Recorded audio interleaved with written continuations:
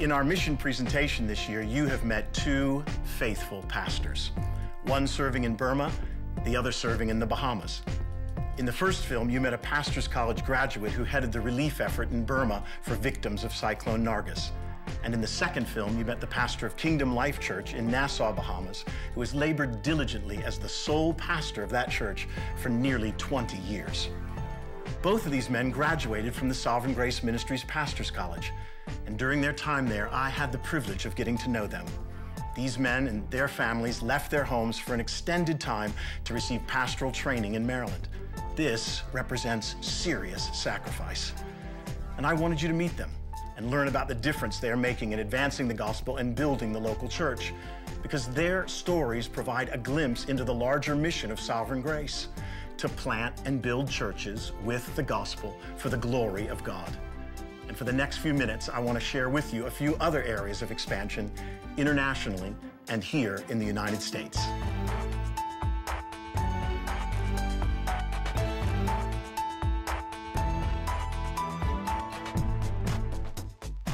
In 2009, we are planting 5 new churches, and we have more church plants scheduled for 2010. On the west coast of the United States, we recently deployed Toby Kurth to start Christ Church in urban San Francisco. That church began its Sunday meetings this past summer. Eric Terbetsky is planting a church in Orange County, California. In Arizona, Chris Dawkins planted Grace Church, a church in the West Phoenix suburb of Peoria. Grace Church was sent out by our existing church in Gilbert. In the East, Ken DeLage was sent from our church in Richmond to start Sovereign Grace Church in Fredericksburg, Virginia.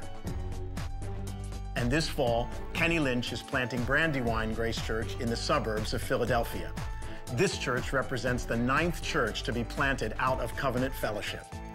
Give it up for Covenant Fellowship and their passion to advance the gospel through church planting. On the international front, Sovereign Grace has the privilege of serving churches in 21 nations. These nations include Germany, the Philippines, Mexico, Ethiopia, Sri Lanka, Uganda, India, Burma, and Bolivia. Lord willing, in 2010, we will plant our first church in Australia. Dave Taylor from Christ Church in Wales plans to lead a church planting team into the suburbs of Sydney. Still, much work remains for us to do internationally, which is why we continue to invest the largest portion of our annual mission fund in initiatives outside the U.S. In the past, those funds have enabled church plants, disaster relief, translation work, and many other initiatives. But because nearly a quarter of the world's population lives in regions unreached by the gospel, we can't simply stop there. Now more than ever, we are structured to extend our work overseas, and we are presently considering our first effort to plant a church among an unreached people group in Southeast Asia. I hope you don't grow familiar with or unaffected by these announcements each year. When we inform you about a new church plant, this means that in a new location, the gospel is being proclaimed, the church is being built, and lives are being transformed by the gospel. May we be increasingly amazed by these evidences of God's grace. What makes this expansion possible? The Pastors College makes this expansion possible. Each of the men I mentioned have graduated from our Pastors College. The unique pastoral training provided by the PC is behind our domestic and international expansion. It is a strategic and vital component of our mission.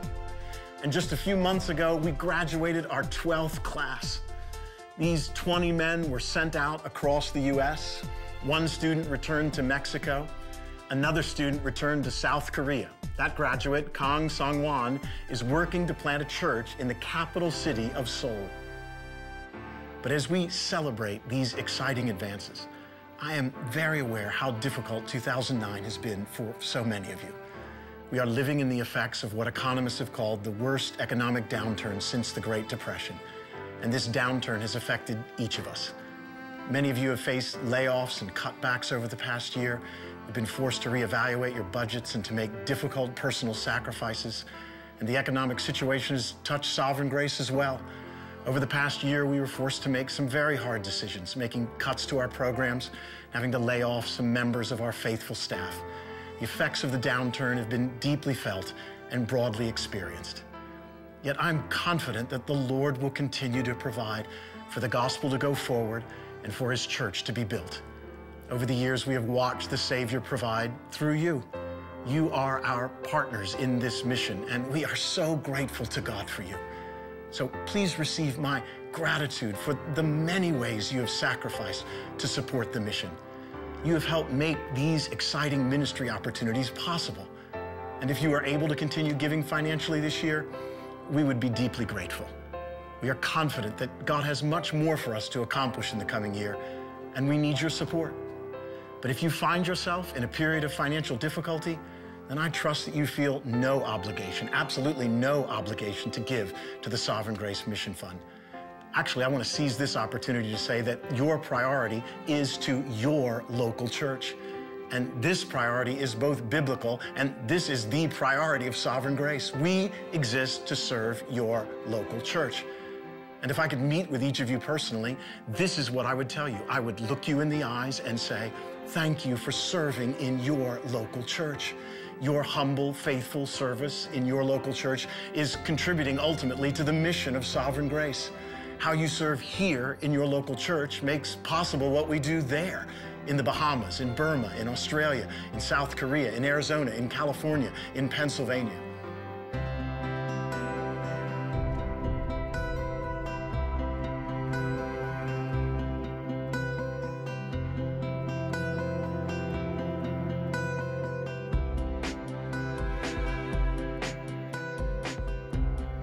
In 1 Thessalonians chapter 3 and verse 9, Paul wrote, "How can we thank God enough for you in return for all the joy we have in the presence of our God because of you?"